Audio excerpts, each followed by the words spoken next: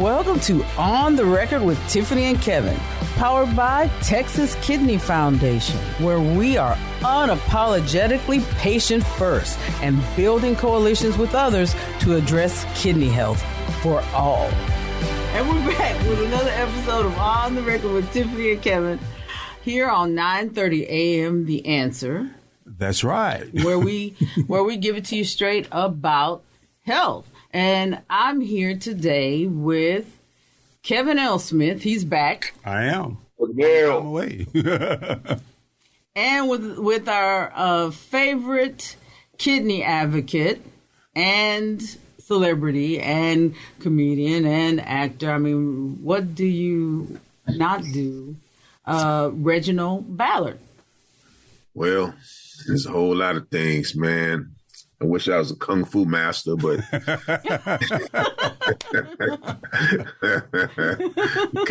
my mother made me stop taking kung fu when I was a kid. Told me it was too dangerous, so she told me she made me play football. I'm like, really? Is that why you have all the pictures of Bruce Lee behind you? Like I know exactly. I was a Bruce Lee fan.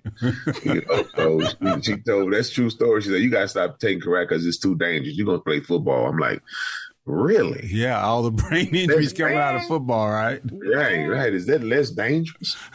Well, so I don't know. Maybe that's why I had the kidney problems. I'm probably getting too hidden in my kidneys too many times. That's old grandmother logic, though. Right? Yeah, I don't know. I mean, you're like, I don't know if that. I think I was cut out for kidney problems because my mother and my sister both were born with one kidney. Wow. But they didn't find out until later in life when they got sick. Wow. My sister had cancer when she had cancer at 37, 38. She went to the doctor, found out she had one kidney. Then my mother ended up getting the breast cancer, found out she had one kidney. That's when they found out they had one kidney. Wow. They lived all their life not even knowing that they had one kidney. That's crazy. It's always interesting to me that we can go and see medical professionals and they may see something that's there because somebody along the way probably did see that if she had any x-rays or had any, any internal. That was her first time ever hearing about it. Yeah, it's crazy. First time ever hearing about it. And the crazy thing about it, when I was a kid, I remember being hospitalized. They said I had kidney disease. And I remember every day, it was a lot of kids. We had fun in the hospital. A lot of kids, we running around in the wheelchairs, playing with each other. And all the kids had soda. They were giving them soda, but they was giving me like sugar water. And they said, because I had the kidney disease. And I was like, well, I'm getting sugar water, So they gave me sugar water. And then I think I was in there for maybe a week. And after that, right before I got ready to leave, they gave me some like a Sprite. And I was like, hey, I was happy. I'm like, man, I got soda, so I must be good. So they sent me home. And I never, ever, ever had kidney problems again until I got into my 50s. Ain't that crazy? Never ever was diagnosed, never had problems until I was in my 50s. But was anybody following you and treating you? Nobody was following me for as I don't think I was ever sick, so I never really had to go to the hospital. I had knee injury in football, but other than that, no. Yes, but we know historically, I mean, this is a fact. Kidney disease, you don't feel bad with it. So you weren't going to be showing all these symptoms of illness because people don't feel bad with it. Like when I was a kid, I was playing outside and my mother told me to come here. I came up the steps and she like, boy, your face looks swollen. Your feet look swollen. I'm going to take you to the hospital. So she took me to the hospital and that's when they found out, that I had kidney disease, but it was like a blur because nothing else happened after that. Yeah. After that 1 week, man, after that 1 week of kidney disease. Yeah. And they were like, you're good. Yeah. Like, did you follow up? And that's the part that's always so dumbfounding to me. Yeah. Because when you say that, that is so atypical of what goes on in kidney disease. Your story is every man's story. But the answer to that is, in your case, the answer to that is to know what to track for, right? So even though you were aware of it, right, and they made you quote unquote better, right? So then it should have been, hey, here are two numbers that you need to track. You need to track your EGFR, right, which is about how well do your kidneys, are they functioning? And then you need to track UACR. At that time, they'd probably call it microalbumin, but now today it's UACR. And you track that number on that heat map that we now famously pass out at every single TKF event. But you track that number and you see where it lands in those boxes. And what's in those boxes is there's a medical version of that box that has treatments in it. Like it recommends treatments. So that's why it's important. Like we did genetic testing last week. So if you come back with some indication of a genetic predisposition for a particular type of kidney disease, right? And even though you don't show any signs of it right now, which is good, it hasn't awakened in you, right? But you know that now you have this thing genetically going on, and you should be tracking your kidney function and also making sure there's no damage. And let's go back and visit what you just said. Well, first of all, UACR stands for urine albumin creatinine ratio. Right. UACR, urine albumin creatinine ratio. That was normal yesterday, so awesome. Yeah. Every time I look at my blood work, I see the green and the red. Was red, is abnormal, either high, low, and everything else was green. So, it was like creatinine was a little high. Well, last time it was 1.37. Now it's 1.34. So my range go from 1.2, they said, to 1.6, but I never seen it at 1.6. It's always been in that 1.2, 1.1, 1.3. So tell people a little bit about what's going on with you, Reg, because you made some lifestyle changes and then you went to see, what did the doctor say? Yeah. Last time I went, it was like my creatinine level was 1. You want to keep it between, what is it 0.9 or something, like 0.5 to 1.1. Yeah. So 1.30. So when I went, it was 1.37. So the doctor was like, hey, you changed why is it 1 point? Yeah, he said, why 1.37? I say, because I was with the KEC team. The KEC team released me about a year ago. They say, you fine, we can release you to your nephrologist. And so I went to my nephrologist. Yeah. So he was like, I'm looking at 1 point. I said, well, they told me that, my levels go from 1.2 to 1.6. He was like, well, it's a 1.3 now. And if it stays 1.3, or if it goes like 1.4, 1.3, I'm going to have you go and let them do a biopsy on the kidney just to make sure everything's fine. I'm like, oh, man, I don't want to have to do all that. So send you back over to KEC. I'm like, I don't want that. So I went, got it done, and it was better. It was better. It was 1 point, so what I wasn't drinking enough water. So I'm sort of back drinking my water like I'm supposed to. And, I'm eating better. I was doing I was off the carbs, and you're doing a lot of fruit, vegetables, and, protein. And, that worked out. Cut a lot of sugar out too, because all that stuff got to go through your kidneys, filter all that stuff out.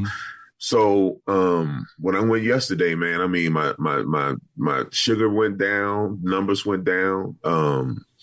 Like I say, the creatinine went down. EGFR was nice. The albumin creatinine, that was good.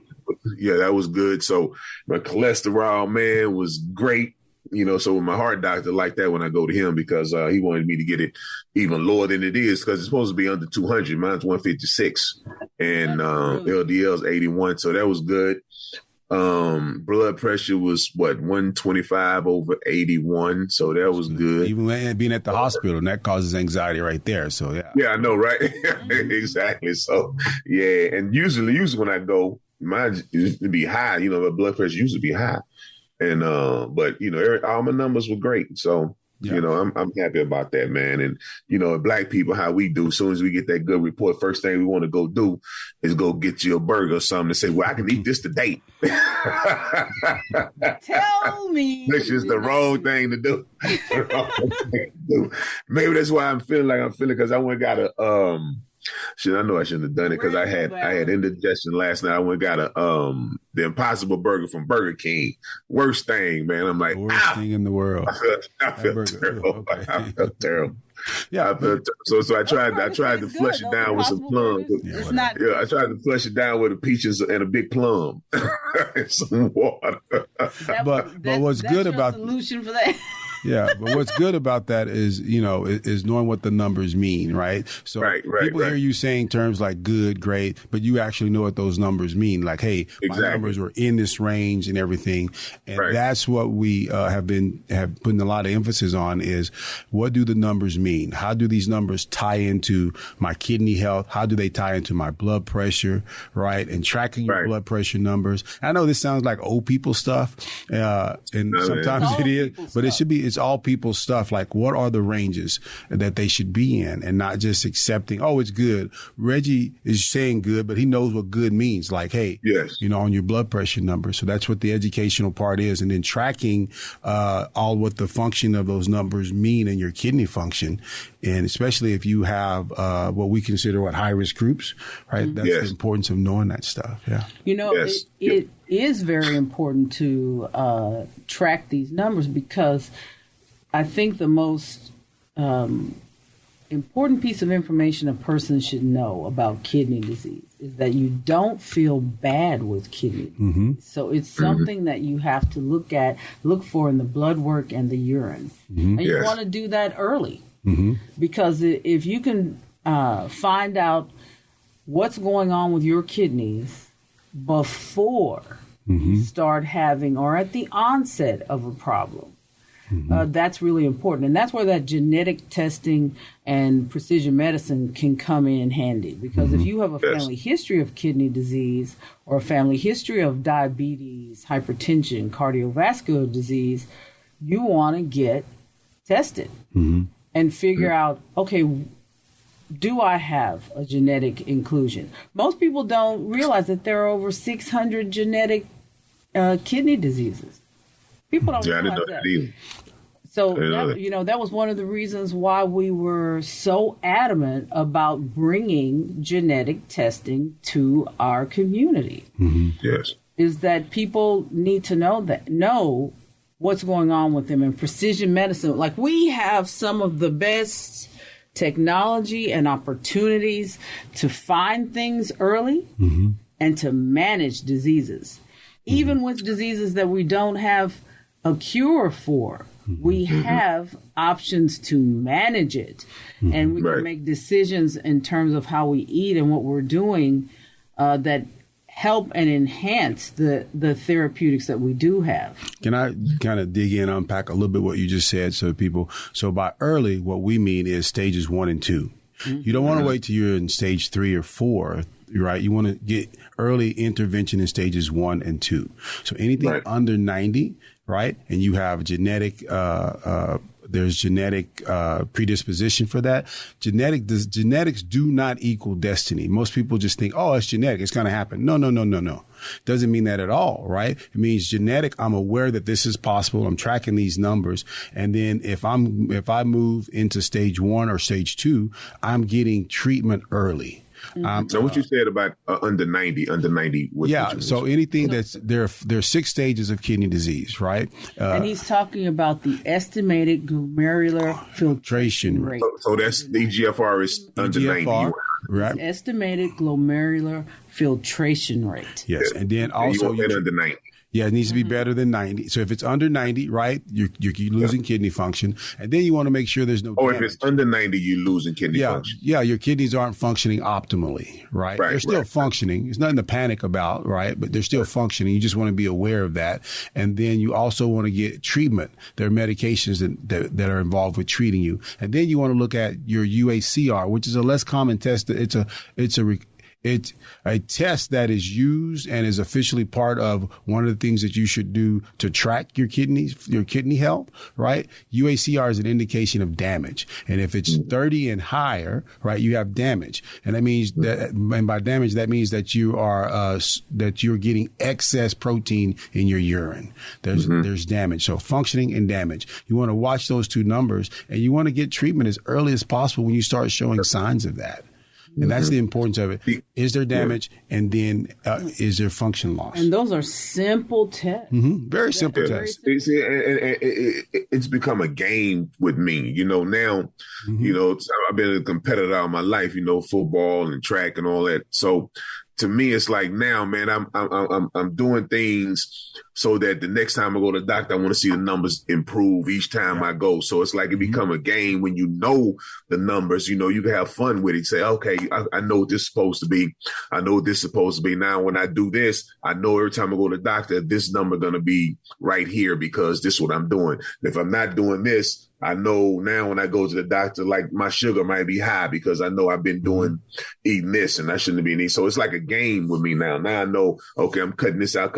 So when I go to the doctor next time, because a lot of us, we be nervous to go to the doctor because we know that our number's going to be off. In the back of your head, especially if you're diabetic, your numbers more than anything. Your number, your sugar numbers was what that's supposed to be, and what your blood pressure is supposed to be.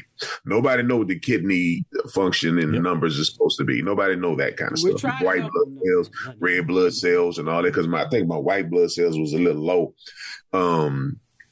But nobody know, the numbers. But, when you start learning these things and learning your numbers, man, you can have fun. It's become a game. It's like, okay, now, and then I think you become better controlling of your eating habits because you know what's going to make these numbers go up and what's going to make these numbers go down. Yeah. So when you know that, I'm telling you, man, you can start having fun and start playing around with, with your health.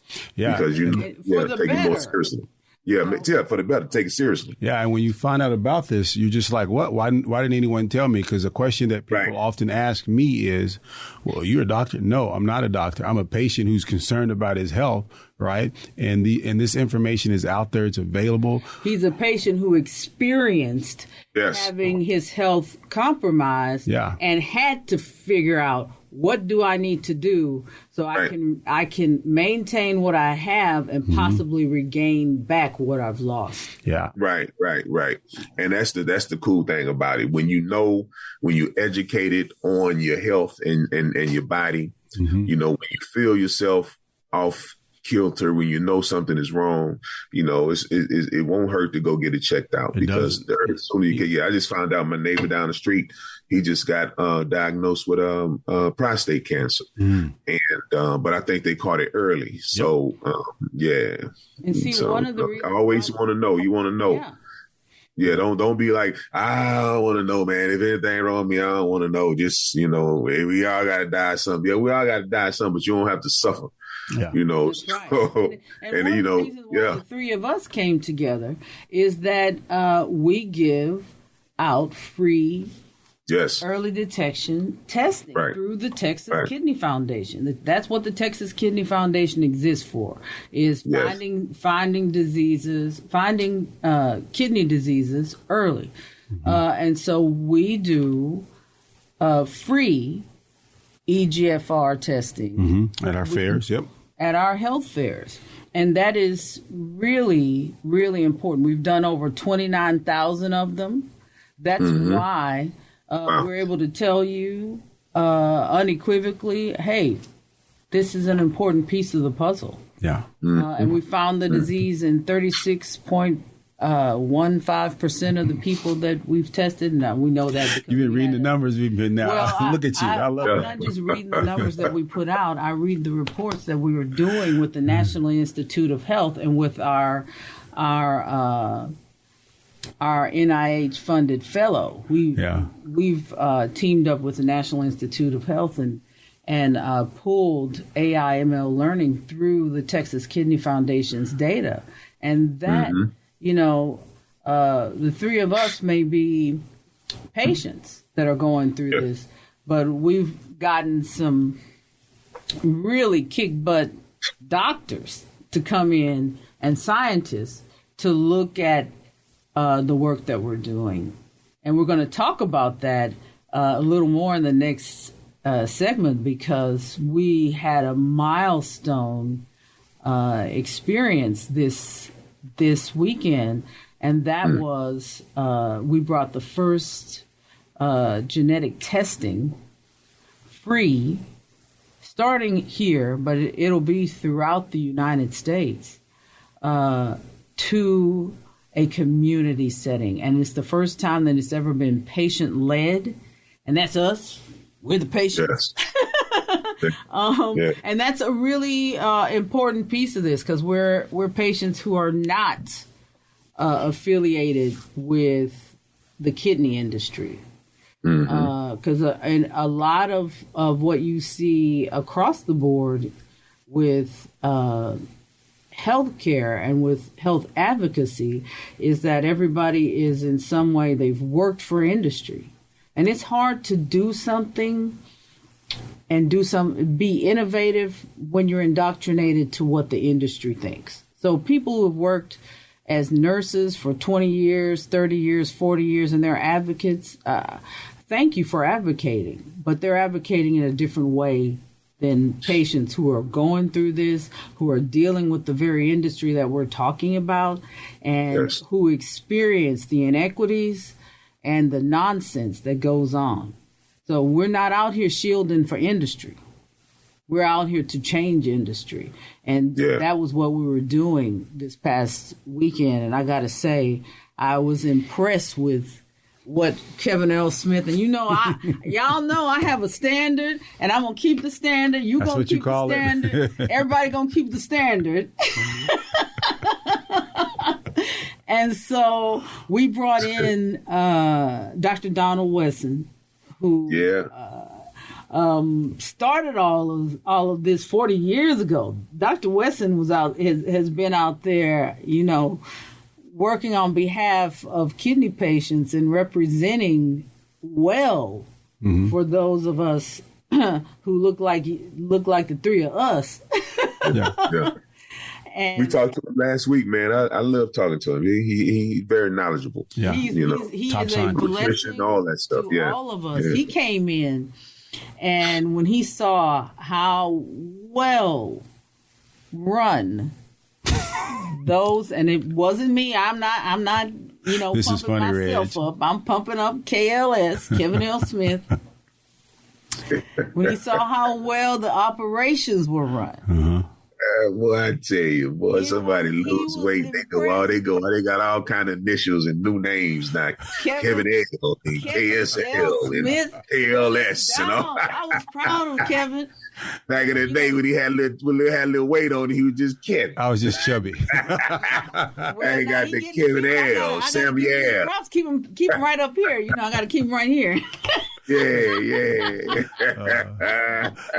Tiffany's going to ask some more questions, but I'm sitting here laughing because when I came on to the foundation about 2 years ago, because I work at Merrill Lynch. No, you've been working with me behind the scenes. But seriously, full time. But seriously, more in a full time manner, because I left my job at Merrill Lynch to do this, and I was thinking, oh, maybe it's Jesus. I was like, God, this better to be you, because I'm giving up a sizable chunk here. But anyway, so one of the things that we emphasize at Merrill is knowing the operations, concretely knowing what's going on, like step 1, step 2, right? Taking all of the things that people just see as kind of a natural flow and breaking those down and duplicating that. And so one of the things that when I came in, I was asking Tiffany, I said, hey, I want to go into the screenings and to the and look at the health fairs, because I want to be able to really know what's going on. Because a lot of times when you're on the board and everything, people come up with a lot of brilliant ideas, right? You're like, that ain't going to work in the real world. And they're missing things, what we would always say, in the margins. It's always those marginal things that people are missing, right? So that's what I brought. So I bring that 10 years of experience from Merrill Lynch and understanding operations and systems. And I was trying to apply that here in the setting here at the the Texas Kidney Foundation. So, and you've been listening to On the Record with Tiffany and Kevin, and stay tuned and come back to 9:30 a.m. The Answer, so you can hear what we did that was historic and how San Antonio is playing into history. Rare and chronic kidney disease affects millions, yet many never receive the treatments that could save or improve their lives. This isn't just a medical failure, it's a failure of our system to provide what's necessary for our people. We're calling for a healthcare change where preventative care and effective treatments are not just developed, but are made widely available. Join us in this fight for accessible health solutions. Your voice can be the catalyst for the change we desperately need. At the heart of our healthcare challenges lies a critical issue: financial interests that don't always align with our health. It's time to confront this head on. Our focus? Chronic and rare kidney disease, a condition where effective treatments exist but are underutilized. We're pushing for policy changes, for realignments that put your health first. Be informed, be involved. Together, we can ensure that our healthcare system works for us, not just for profits. And we're back on 9:30 a.m. The Answer, where with On the Record with Tiffany and Kevin, where we give it to you straight. No chaser. That's right. When it comes down to your health care, these are uncaptured kidney advocates out here in these streets, letting people know what's going on. You know, another thing, you know what I realized when I went to the doctor yesterday? He didn't do the normal, push his finger on my leg at the bottom of your shin to see if he had any edema. Yeah, he didn't do that yesterday. I was ready for that one. I was like, "Come on, man, you gonna put up a bone today, baby." but look, I can see on camera here that he wouldn't have needed to do that. Yeah, he didn't. He was like, he didn't do that. I was like, maybe he's slipping, but he But I can look at you and tell, like, man, my doctor was I think Italian. I think he was like one of a champion in squash. Oh, really? Yeah. He's real good, man. He got all the trophies and stuff on the wall, and his nurses was telling me. He said, "Yeah, he's like the world champion in blah blah blah." I'm like, "Oh, wow." Yeah, I like Italiani. Yeah. It's Dr. Maserati.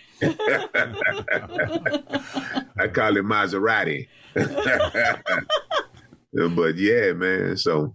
Yeah. What do we do that was historical, Tiffany? Okay, well, we did have a historical moment. I wish you could have been there, Reginald. Me too. I like coming to San Antonio.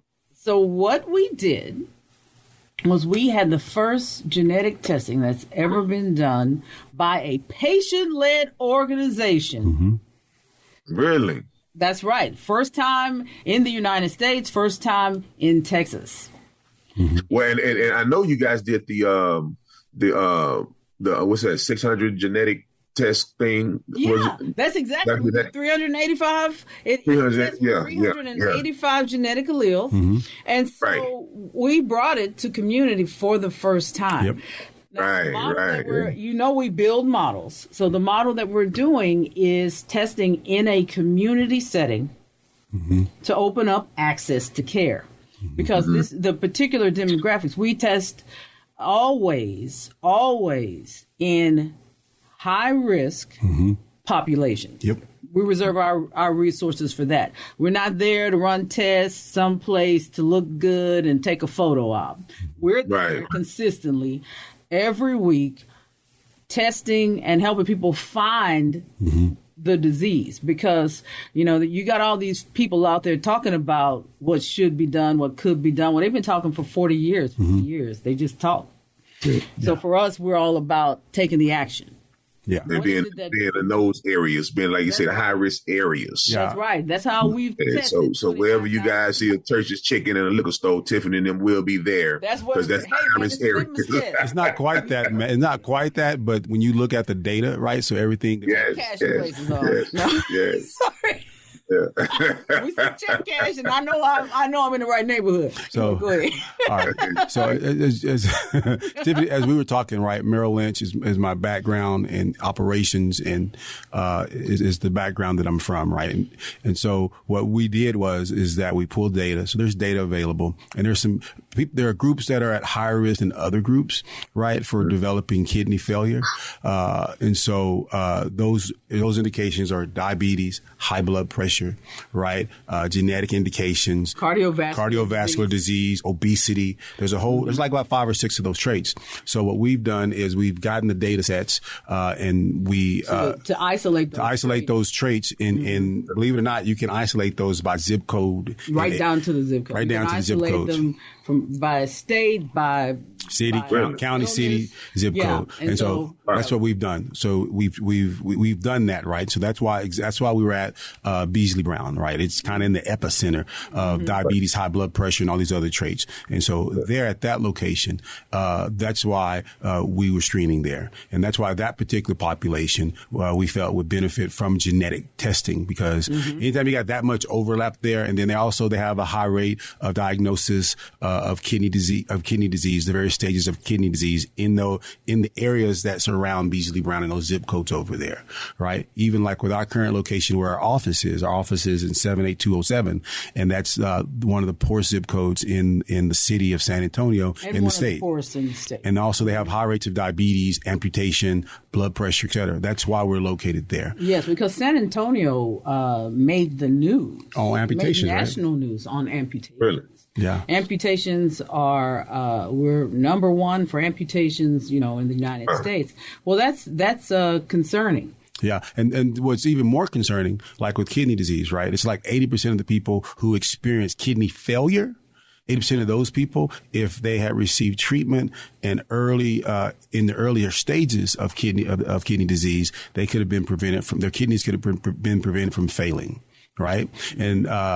And there are similarities with amputations, right?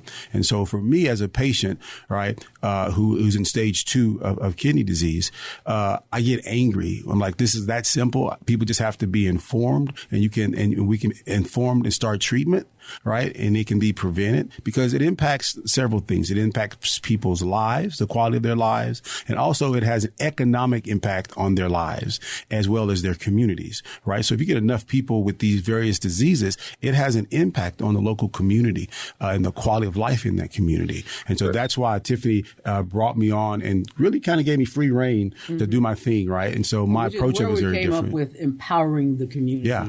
We know that the medical industry is what it is. Mm-hmm. So we're working actively to change that on the legislative side. But when it comes down to people, we had to make decisions now to help them now. Mm-hmm. It's not enough to sit up there having these, pretty parties that it seems that all these places have. They have these beautiful parties, beautiful conferences where they make everybody feel good, only they're still sick. Yeah. And you're not helping them. You're not helping their family any. All you're doing is just having the same old conversation you've been having, just in a prettier place with a whole lot of bling and beauty, and absolutely no substance attached to it. So one of the things that we did, because that's a complaint that I made in the report that I gave Tiff. Yeah, because those things aren't for those of us who are dying from kidney disease. That's for all these people. But I'm not surprised that amputations, are high in the whole state, and in the state of Texas than it is all over the country, in San Antonio, because I mean, it's the diet that Texas have. Oh man, shoot! You can't even get a. You get a salad in Texas, they say you want gravy on it. Exactly. I mean, the gravy is gobs and gobs of ranch dressing. Yeah. I mean, yeah. But So But that's true, right? But at the same time, right, the experts know there are certain ways to communicate. I, as a person, I've done sales the majority of my life, right? I've trained salespeople. I've trained the support staff with that. I know that if I frame something a certain way, and by frame is I tell you what the experience is in very simplistic language that you understand, right? I can overcome that.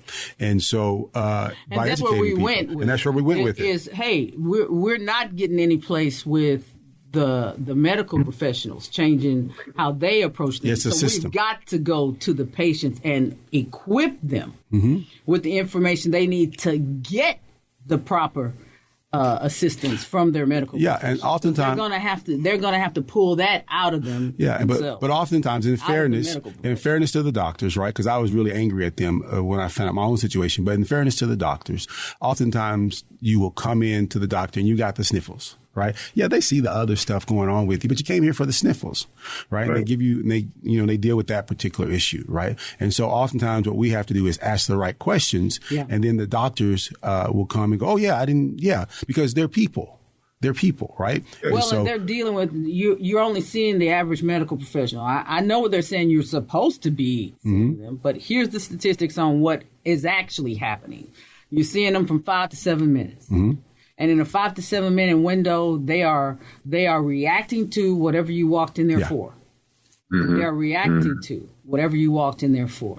They're not looking for anything new, anything other than that.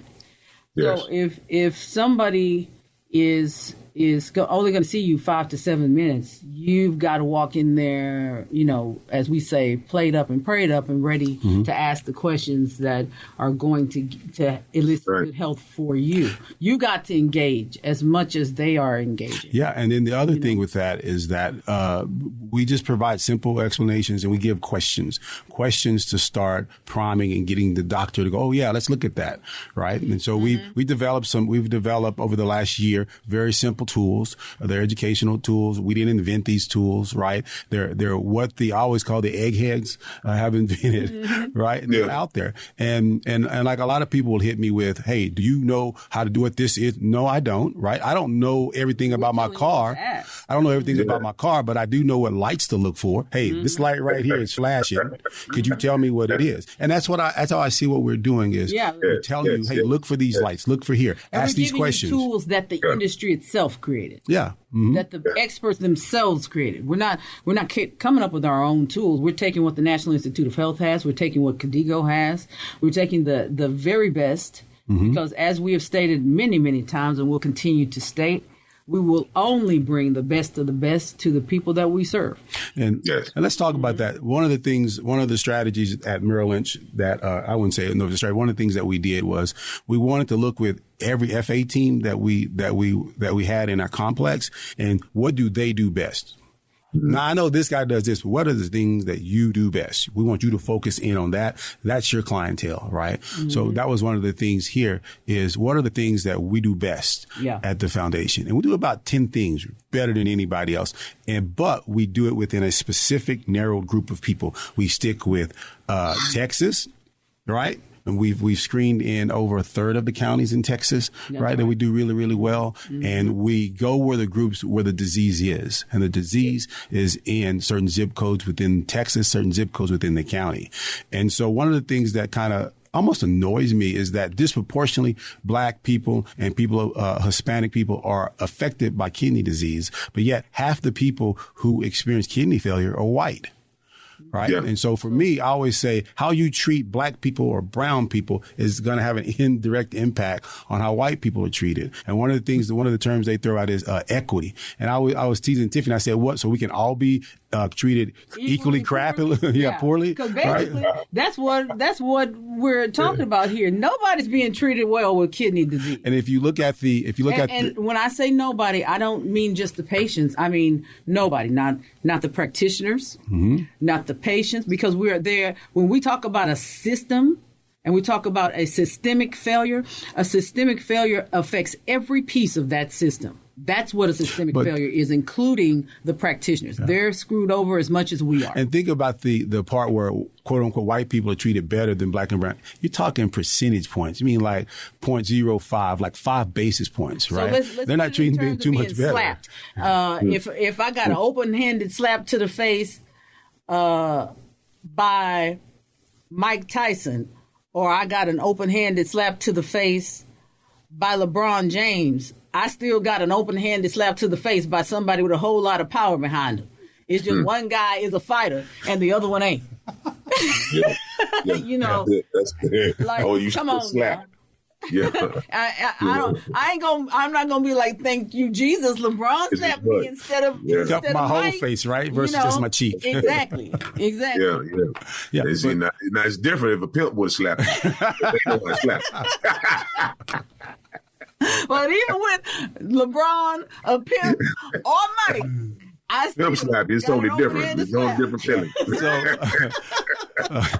So the things that we're bringing, that we're through that initial study phase and conceptual phase of what Tiffany, what I came on to do, and now we're getting ready for 2025. And one of the things that we were you haven't even discussed what your outcomes were. So our outcomes, we're about outcomes. Yeah. So we did 89 people at the thing on the 5th, on the screening on the 5th over at the genetic testing. At the genetic testing at Beasley Brown, 89. We intentionally kept it that number because there's still processes that are there that we have to work out. We kept it under 100. Under 100. Screen. We wanted to have a good pool. So we were looking for 70 to 100, which is 89 was great. Mm-hmm. And you know, I just want to say a special thank you to Elder Reverend Dr. Bryant and Reverend Bryant for supporting Texas Kidney Foundation and our vision, and the AME, the African Methodist Episcopal Churches, for coming out and really supporting the work that we're doing. They have done that not just in Texas, but in other places in the United States. Because, yes, we keep our actual physical screenings in Texas, but we teach people in other places in the United States how to do this. And we also teach people in other countries as well, because what we saw is that patients have to show up as patient advocates, true patient advocates. We show up and teach people the real deal. We're not there for industry. We're there to change. So when we talk about logistics, Reggie, I always struggle with how much detail do people want, because people's eyes glaze over when I start talking about the detail and logistics, right? So Tiffany always gives a good balance between, hey, you're going a little too much into the weeds, right, on these things.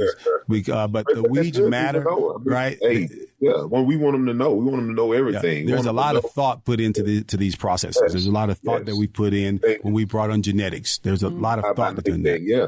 So that was a two-year endeavor coming up with the workflow for the genetic testing. That was a 2-year endeavor, just walking through what that workflow would look like, how we would do it in community to a high quality standard, not just having a whole bunch of people stand around in a church and stick something up the nose or stick something in the cheek to swab. Yeah. You know, so we could do a photo op. Yeah, that's your brain. I'm just amazed at the stuff that people pull, and they're just playing at. Yeah, but something that but what we're doing also figuring out is that the importance of the photo op, right? That, you know, we're actually doing the work, and so we're balancing that out. So there's a lot that goes on under the hood of Texas Kidney Foundation in order to get what we've done. It's not just something we have to do. I'm passionate about it because I've lost 16 family members to this. So playing stupid games with people's lives is not something that I'm out there to do. Or playing games so somebody can make some money is not something that we're going to do. I don't begrudge you your opportunity to make money, but I will be damned if you're going to make money off the backs of the sick. Like, that's not going to happen. Did you ever did that guy when we was out there that time? You remember the guy that had the kidney problem? Did he ever get in touch with you? Yeah, I did. The big guy at the sandwich. At the sandwich, we did a follow up there. Yeah. So we follow up with everybody that's willing to follow up with us. What we experience on a regular basis is you follow up with people, and this is what makes me mad with medical professionals who come in with their own agendas. If a doctor tells somebody something, they believe that doctor. That's why it's so important for doctors not to say things that aren't true. And here's something that happens over and over again. We will have a patient tell us, hey, I'm not eligible for a kidney transplant. Mm-hmm. And when we ask, who told you you weren't eligible? Have you been worked up? No, they haven't been worked up. Who told you you were eligible? The doctor. The doctor. Which doctor? and not only that, though, because, you know my situation. Mm-hmm. My situation, I was with one kidney doctor, and I wasn't getting that kind of information. You know, he was like, well, you know, we're going to see. But then when I went to Long Beach to play golf, and when my heart started pounding, I went to the doctor, and they were telling me at the hospital, you know, I guess they saw a kidney doctor say, hey. You met a different one. Exactly. Say, hey, man, we need to get you on this program right now. And that's how I got mine, man. He got me on the program. And it's funny because they asked me, say, how's your arm feeling? I say, I thought you were talking about my muscles. I'm like, my arm feeling good. He said, no, do you know what? I said, oh, no, I didn't have it in my arm. I had them. And she said, oh, you never got the thing, because that's how fast he did it. You know, so if, you know, like within a year, you could keep a catheter in your chest. You know, after a year, then they got to put the thing in your arm, you know. So I didn't have to do that. So that's how fast this doctor jumped on it, and how fast he got me in dialysis and out of dialysis and into a kidney, you know. Yeah, but people don't realize the different doctors have different specialties. Oftentimes you have doctors who are not transplant doctors telling people they're not eligible, or telling people what can or can't be done. And if they're not, if it's not a transplant program telling you you're not eligible for a transplant, they shouldn't be telling you that. Right. They shouldn't be telling you that. They should be saying, hey, you need to go see a transplant doctor. You need to go see a transplant team. And then the transplant team can tell you. Exactly. That's just what my doctor said. He was like, hey, man, you got it. And so oftentimes when we start asking questions of people, one of the questions we ask, who told you that? They'll say the doctor. Which doctor? Because oftentimes people are seeing, 3, 4, 5 different doctors. Yeah. Right. And it'll be the dialysis doctor is telling them that. Well, that person can't tell you that. It has to come from a transplant doctor. Yeah. Right. And they have to give a workup. They're gonna do a series of tests. It's very thorough. They're not. It's called science. It's not you just saying, oh no, you're not. No. What does the science? What do the numbers say? And that's the part that's difficult. Oftentimes when we're dealing with people is, I can't tell you if you are or aren't. I can tell you where to go. I can tell you the questions to ask. Right. And then from there, let the science tell you. Right. Not someone's opinion. And doctors have a lot of opinions, and there are a lot of doctors giving opinions, and it's not in their specialty.